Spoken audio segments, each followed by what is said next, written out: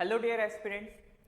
तो आज हम लोग वापस आपका आ गए हैं आपका नॉर्थ ईस्ट करेंट अफेयर्स की क्लास में। तो जो daily north east current affairs का हमारा टारगेट है उसको आज हम कंटिन्यू करेंगे। तो आज हम लोग आपका जो 7 अप्रैल में पूरे आपके नॉर्थ ईस्ट में जो आपके एग्जाम स्पेसिफिक इम्पॉर्टेंट न्यूज़ है उसको हम लोग यहाँ पर कवर करते हैं। ठीक है, चलिए सर, तो स्टार्ट करते हैं। अच्छा, आगे बढ़ने से पहले आई वुड लाइक टू से कि देखिए, अगर आपको पीडीएफ चाहिए तो जो गिवन टेलीग्राम चैनल है उसको ज्वाइन कर सकते हैं, वहाँ से आपको इसका पीडीएफ भी मिल जाएगा, है ना। नेक्स्ट हम आगे बढ़ते हैं। पहली न्यूज़ कहाँ की है? पहली न्यूज़ है आसाम की। Nature camp organise at Bornadi wildlife sanctuary in Udalguri. ठीक है, एक नेचर कैंप ऑर्गेनाइज हुआ है बोरनादी वाइल्ड लाइफ सेंचुरी में। तो यहाँ से हमें दो चीज़ों पे बात करनी है कि सर ये नेचर कैंप का क्या मतलब है, इससे क्या है सिग्निफिकेंस है। दूसरा, आपका एक बोरनादी वाइल्ड लाइफ सेंचुरी न्यूज़ में आया है। ठीक है, तो बोरनादी वाइल्ड लाइफ सेंचुरी कहाँ पर है इसके बारे में हम लोग थोड़ा सा डिस्कशन करेंगे। ठीक है, तो सबसे पहले सर बात करते हैं नेचर कैंप की। तो नेचर कैंप जो ऑर्गेनाइज हुआ है, जो आपका बोरनादी वाइल्ड लाइफ सेंचुरी है, कहाँ पर है? उदलगुरी डिस्ट्रिक्ट, आसाम। ठीक है, इनॉग्रेट करने वाले कौन थे? फॉरेस्ट ऑफिसर राजेंद्र देमारी जी। ठीक है, तो ये सब चलो फैक्चुअल बातें हो गई। आगे बात करें इसमें हुआ क्या। सबसे पहले तो हम बात करते हैं इनॉग्रेशन की। तो जो फॉरेस्ट ऑफिसर हैं उन्होंने इनॉग्रेट किया और इसमें लोकल कम्युनिटी ने भी आपका पार्टिसिपेट किया, पहली चीज़। नेक्स्ट हम अगर इसमें बात करें क्या क्या एक्टिविटीज कराई गई, तो एक्टिविटीज अगर हम बात करें तो it featured educational sessions on environmental conservation. ठीक है, environmental conservation, biodiversity awareness and the significance of preserving local flora and fauna। मतलब ओवरऑल environment को कैसे कंजर्व किया जाए, कैसे उसको प्रोटेक्ट किया जाए और environment से रिलेटेड जो अवेयरनेस है उसको बढ़ाया जाए। ठीक है, तो इन सारे पॉइंट्स पे यहाँ पर आपका डिस्कशन हुआ। इंटरेक्टिव वर्कशॉप भी आपका ऑर्गेनाइज की गई।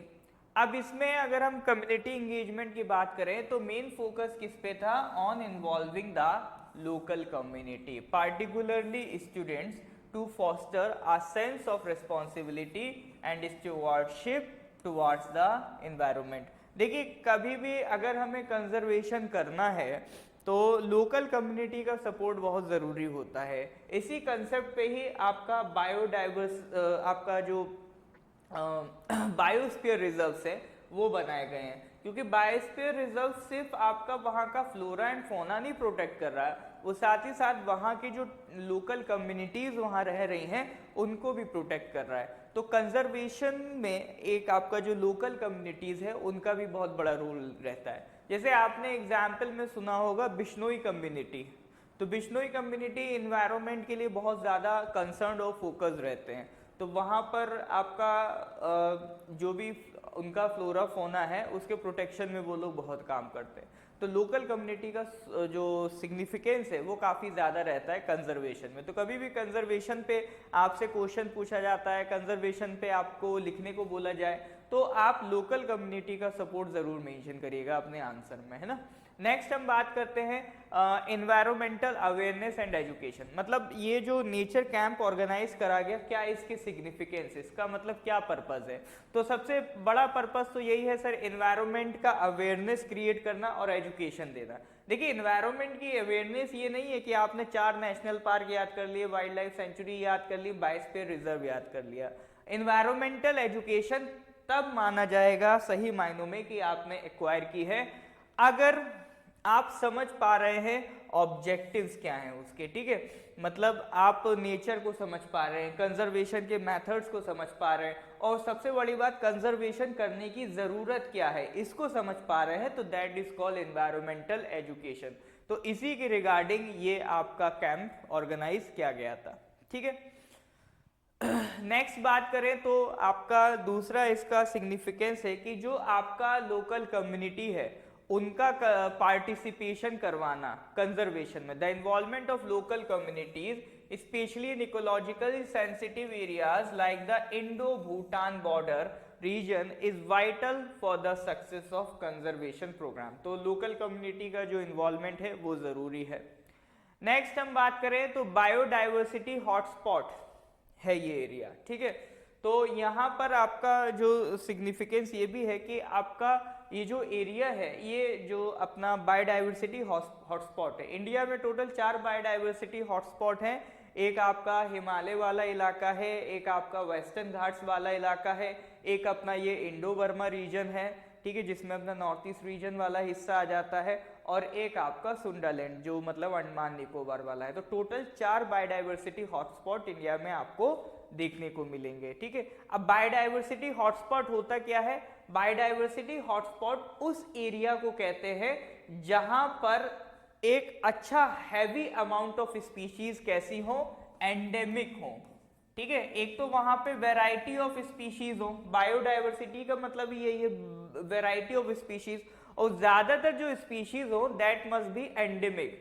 एंडेमिक का मतलब वो स्पीशीज सिर्फ उसी एरिया में पाई जाती हो। 2 वर्ड होते हैं, pandemic and endemic. Endemic localise मतलब अगर कोई स्पीशी सिर्फ उसी एरिया में पाई जा रही है तो वो एंडेमिक स्पीशी कहलाएगी, और अगर कोई स्पीशी कोई फ्लोरा फोना ओवरऑल हर जगह पाया जा रहा है तो वो आपका पेंडेमिक कहलाता है, ठीक है। अब आप रिलेट कर पा रहे हो कि कोविड-19 को हमने पेंडेमिक क्यों कहा, क्योंकि वो तो हर जगह मिल रहा था। अगर वो बीमारी किसी एक जगह होती तो वो एंडेमिक डिसीज कहलाती, ठीक है। तो आपका जो बोनादी वाइल्ड लाइफ सेंचुरी है ये हिमालय के फुटहिल्स में लोकेटेड है, bordering Bhutan, is home to rare and endangered species such as hispid hare and pygmy hog, ठीक है। तो ये स्पीशीज यहाँ पर पाई जाती हैं, तो इसीलिए ये इसका सिग्निफिकेंस है यहाँ पर प्रोटेक्ट करने का, ठीक है। नेक्स्ट हम बात करते हैं पॉलिसी इम्प्लीकेशंस। तो such initiatives reflect the implementation of policies aimed at integrating conservation with education and community development। तो बार बार देखो वर्ड वही आ रहा है, कम्युनिटी डेवलपमेंट, यानी इसका मेन पर्पस यही है कि लोकल कम्युनिटी का पार्टिसिपेशन भी बढ़ाना है, ठीक है। नेक्स्ट अगर हम बात करें तो बोनादी वाइल्ड लाइफ सेंचुरी के रिलेटेड कुछ फैक्ट्स यहाँ से आप देख सकते हो। ये कहाँ पर लोकेटेड है? उदलगुरी, आसाम, जो आपका भूटान बॉर्डर के पास है ना। 26.22 स्क्वायर किलोमीटर एरिया है। यहाँ कौन सी स्पीशीज हैं? जैसे अगर हम बात करें, अभी हमने बात करा पिग्मी हॉग और hispid hare. Pygmy hog is critically endangered, hispid hare is endangered. अब इस पे सवाल ऐसे आ सकता है कि आपको स्पीशी दे देगा, पूछेगा ये कहाँ पाई जाती है, या पूछ लेगा कि इस सेंचुरी में कौन सी स्पीशी फेमस है, ठीक है।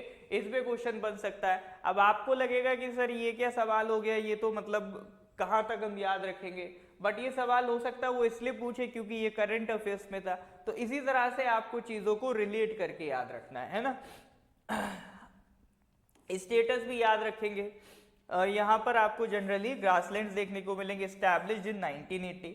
अब बाकी जो आसाम के लिए एग्जाम्स है उनके लिए तो सब आपको ध्यान रखना पड़ेगा। और अगर आप ओवरऑल नॉर्थ ईस्ट एग्जाम्स की बात करें तो स्पीशीज जरूर ध्यान रखना कि आपका जो बोनादी वाइल्ड लाइफ सेंचुरी है उसमें कौन कौन सी स्पीशीज है, ये दोनों स्पीशीज के नाम प्लस इसकी लोकेशन, ठीक है। बाकी अपने नॉर्थ ईस्ट में जो एग्जाम्स है उनके लिए इतना आप ध्यान रख के आगे बढ़ सकते हैं। नेक्स्ट न्यूज पे आते हैं सर, आसाम की ही है।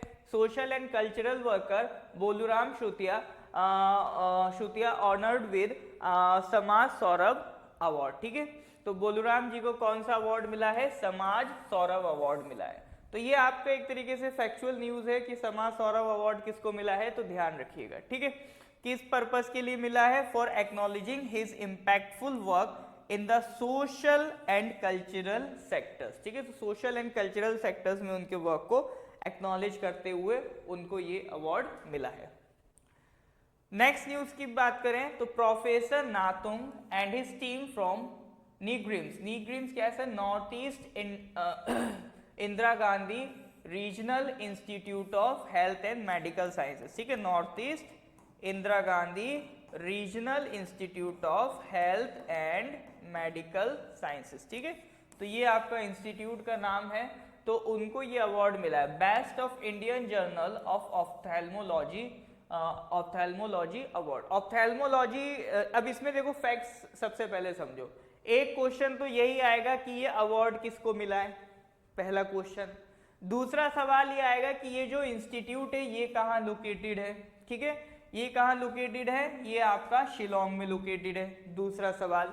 तीसरा सवाल इसमें देखो वो जनरल है कि ऑप्थेल्मोलॉजी किस चीज की स्टडी है, ठीक है, तो जो आईज की स्टडी होती है उसे ऑप्थेल्मोलॉजी कहते हैं, जो आईज के डॉक्टर होते हैं वो ऑप्थेल्मोलॉजिस्ट कहलाते हैं, ठीक है।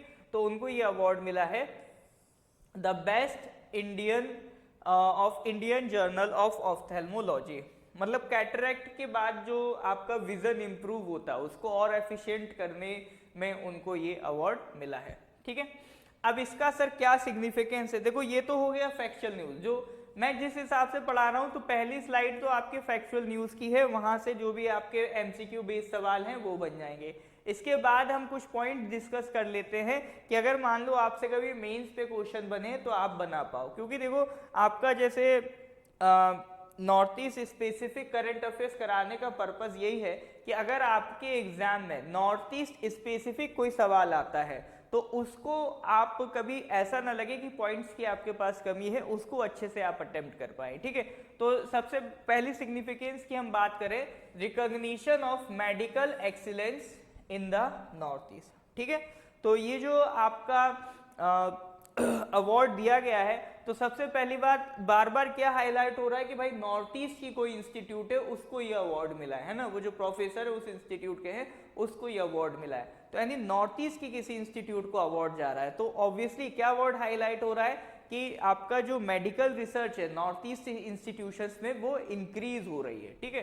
तो वही वो कह रहा है, तो वहां की जो मेडिकल एक्सीलेंस है उसको रिकॉग्निशन मिल रहा है। It highlights the growing contribution of the northeastern institutions in medical research and healthcare delivery. और ये जो north east Indira Gandhi regional institute of health and medical sciences है, it is emerging as a centre of excellence in specialised health care and academic research, ठीक है। Next अगर हम बात करें स्ट्रेंथनिंग इंडियाज रिसर्च इकोसिस्टम, अब भले वो इंस्टीट्यूशन नॉर्थ ईस्ट का है बट है तो इंडिया का, तो हमारा जो रिसर्च सिस्टम ओवरऑल इंडिया का है वो भी स्ट्रेंथन हो रहा है, ये हाईलाइट कर रहा है अवार्ड। फिर प्लस उसके बाद जो रीजनल डिस्पैरिटीज है उसको ये ब्रिज कर रहा है। ब्रिज का मतलब क्या होता है, कम करना, तो एक रीजन आगे है एक रीजन पीछे है तो उनके बीच में जो डिफरेंस है वो भी इससे क्या हो रहा है, आपका कम हो रहा है। क्योंकि अभी तक अगर आप बात करोगे कि जो रिसर्च अवार्ड्स है वो जनरली बड़े बड़े शहरों में जो बड़ी बड़ी इंस्टीट्यूशन से उनको मिल रहे हैं, अब एक नॉर्थ ईस्ट रीजन की इंस्टीट्यूशन को मिला है, तो यानी वो जो एक रीजनल डिस्पैरिटी है वो उसको भी रिड्यूस कर रहा है, ये भी इसका एक सिग्निफिकेंस है। साथ ही साथ देखो नॉर्थ ईस्ट में कुछ भी अच्छा होगा तो एक चीज हमेशा लिख देना आंसर में, एक्ट ईस्ट पॉलिसी को फायदा पहुंचेगा, क्योंकि ये बात मैं पहले भी कह चुका हूं कि नॉर्थ ईस्ट वाला जो रीजन है इसकी सबसे बड़ी स्ट्रेटेजिक लोकेशन क्या है, ये हमारा जो ईस्टर्न साइड है उसको कनेक्ट करता है, तो जो साउथ ईस्ट एशियन कंट्रीज हैं उसको कनेक्ट करता है हमारा नॉर्थ ईस्ट। तो आपका साउथ ईस्ट एशियन कंट्रीज से अगर हमें टाई अप्स करने हैं, उनके साथ कोऑर्डिनेट करना है, तो north east India plays a very important role, ठीक है। तो इसी के लिए सरकार ने जो पहले पॉलिसी चलती थी लुक ईस्ट, अब मोदी जी ने कर दिया एक्ट ईस्ट, तो उस पॉलिसी को ये स्ट्रेंथन करता है। साथ ही साथ आपका जो नॉर्थ ईस्ट के लिए डेवलपमेंट इनिशिएटिव्स हैं उसमें भी ये आपका हेल्प करेगा। उसके अलावा और क्या सिग्निफिकेंस है, it promotes the indigenous research, तो यहाँ पर अगर हम बात करें recognising such research promotes self reliance in medical innovation and care, यानी अगर हमारे खुद के रिसर्च होंगे तो हम उन पे रिलाई कर सकते हैं, हमें बाहर से वो रिसर्च पेपर्स लेने की ज़रूरत नहीं है या उन पे रिलाई करने की ज़रूरत नहीं है, टेक्नोलॉजी भी हम अपनी खुद भी बना सकते हैं, ठीक है। तो that was all about this news. Next news की तरफ आते हैं, ये अपना अरुणाचल प्रदेश से है। अरुणाचल टू इम्प्लीमेंट नारी शक्ति वंदन अधिनियम, सीएम पेमा खांडू जी ने कहा है। देखिए नारी शक्ति ये आपका वंदन अधिनियम क्या है, ये आपका एक बिल पास किया गया था पार्लियामेंट में विमेन रिजर्वेशन से रिलेटेड, कि स्टेट असेंबलीज और लोकसभा में विमेन को कितना मिलेगा, पार्लियामेंट में 33% रिजर्वेशन दिया जाएगा, ठीक है। तो इसी के बेसिस पे जो सीएम साहब हैं अरुणाचल के सीएम साहब, वो क्या कर रहे हैं, अरुणाचल में भी इसको पास कर रहे हैं, ताकि अरुणाचल में भी जो लोक लेजिस्लेटिव असेंबली है उसमें विमेन को रिजर्वेशन दिया जा सके। ठीक है, तो ये इसलिए पास किया जा रहा है क्योंकि देखो 2024 का तो इलेक्शन हो गया, ये जो बिल है, ये जो कानून है, ये 2029 से इस रिजर्वेशन को लागू करने की बात करता है। तो सीएम पेमा खांडू जी इसको इम्प्लीमेंट इसीलिए कर रहे हैं क्योंकि आपका 2029 में जो स्टेट असेंबली में इलेक्शंस होंगे उसके लिए विमेन रिजर्वेशन अभी से करना पड़ेगा। ठीक है, तो वो ये आपका बिल जल्दी इम्प्लीमेंट करने जा रहे हैं इस कानून को। तो आपका जो स्टेट की वहाँ लेजिस्लेटिव असेंबली है वहाँ कितनी सीट्स हैं, 60 सीट्स हैं। तो आपका करीब करीब 20 विमेन कैंडिडेट्स आप इस हिसाब से देख लो, वो आपका इसमें आ जाएंगे, मोर देन 20 कैंडिडेट्स आपका इसमें सीट्स रिजर्व हो जाएंगे। और जो बीजेपी है उसका टारगेट भी है to fill 20 women candidates in the 2029 state assembly. ठीक है, नेक्स्ट न्यूज, वुमेन एम्पावरमेंट के लिए एक इम्पॉर्टेंट ये स्टेप है, ये आपका ये नारी शक्ति वंदना अधिनियम। ठीक है, तो अब इसमें देखिए सर, विमेन एम्पावरमेंट इसमें किस तरह से होगा। तो ऑब्वियसली बात है कि देखो अगर हमें देश में चाहिए डेमोक्रेसी पूरी तरह से इन्वॉल्व हो या पार्लियामेंट बहुत इंक्लूसिव होकर काम करे, तो हर एक सेक्शन ऑफ सोसाइटी को पार्टिसिपेट करना पड़ेगा लॉ मेकिंग में। और विमेन तो एक बहुत बड़ा सेक्शन है हमारी सोसाइटी का, जिसको हमारी सोसाइटी ने कई सालों से बहुत उसको पीछे करके रखा है। तो अब अगर हम चाहते हैं हमारे लॉज इंक्लूसिव हों, जहाँ पर हर एक किसी का थॉट प्रोसेस झलके प्लूरलिस्टिक हो, तो ज़रूरी है कि विमेंस का भी इन्वॉल्वमेंट बढ़े। तो उसी के लिए एक बड़ा स्टेप है ये आपका कानून। उसके अलावा आपका जो सीएम साहब हैं, नेक्स्ट बात जो उन्होंने बोली है कि देखो आपका इसके साथ साथ कैपेसिटी बिल्डिंग भी ज़रूरी है। यानी ऐसे जो पोटेंशियल विमेन लीडर्स हैं जो लगता है कि भविष्य में बहुत अच्छा कर सकते हैं, उनकी नर्चरिंग, उनकी ट्रेनिंग वो भी ज़रूरी है। ठीक है, emphasize the importance of identifying and mentoring potential women leaders. Leadership training at all levels is essential to prepare women candidates for legislative roles. Next बात करें तो गवर्नेंस पे क्या इम्पैक्ट पड़ेगा। ऑब्वियसली बात है, विमेन का अगर पार्टिसिपेशन बढ़ेगा तो गवर्नेंस कैसी बनेगी, governance will be more inclusive. ठीक है, तो ऐसे सोशल इश्यूज है ना, वेलफेयर इश्यूज, उसमें भी कुछ चेंजेस, कुछ नया रिफ्रेशमेंट, कुछ नए थॉट्स हमें देखने को मिलेंगे। सोशो इकोनॉमिक इम्प्लीकेशंस भी रहेगी कि जो आपका जेंडर सेंसिटिव इश्यूज हैं उन पर और ज़्यादा फोकस रहेगा। ठीक है, जो पहले मिस आउट हो जाते थे अब उन पे भी ज़्यादा फोकस बढ़ेगा। नेक्स्ट न्यूज़ की हम बात करें तो Tripura government working to preserve indigenous culture tradition, CM Manik Saha ji ने कहा है। तो उनका कहना है कि भाई हमारे जो त्रिपुरा के कल्चर्स हैं उनको हमें प्रोटेक्ट करना है। उसके लिए देखिए वो क्या कर रहे हैं, अभी हम आगे बात करेंगे। तो देखिए अगर हम प्रोटेक्शन की बात करें तो त्रिपुरा में 19 इंडिजीनियस ट्राइब्स हैं, सबके अपने कस्टम्स हैं, लैंग्वेजेस हैं, आर्ट फॉर्म्स हैं। तो उनको प्रिजर्व करना ज़रूरी है। क्यों? क्योंकि हमारा देश कैसा है, प्लूरलिस्टिक कल्चरल हेरिटेज वाला देश है। साथ ही साथ हमारा आर्टिकल 29 हर एक सिटीजन को ये अधिकार देता है कि वो अपने कल्चर को कंजर्व और प्रोटेक्ट कर सके। उसके लिए गवर्नमेंट क्या कर रही है, आपका 3 करोड़ फंड खर्च कर रही है। उनका टारगेट क्या है, जो ट्राइबल म्यूजिकल इंस्ट्रूमेंट्स हैं, ठीक है, उन पे वर्कशॉप्स ऑर्गेनाइज कराई जाए और उनकी जो रिवाइव की जाए डाइंग आर्ट फॉर्म्स। ठीक है, ये उनका पर्पस है। एक इसी में एक इनिशिएटिव आप देख सकते हो कि जो आपका रीसा है, ये आप प्रीलिम्स में एमसीक्यू बेस्ड क्वेश्चन में याद रख सकते हो। रीसा ये क्या है, हैंड वोवन क्लॉथ है। आपका त्रिपुरा की जो विमेन हैं वो इसको बनाती हैं, तो उसको क्या मिला है, आपका जीआई टैग मिला है। ठीक है, क्या मिला है, जीआई टैग मिला है। तो ये आप ध्यान रखिएगा।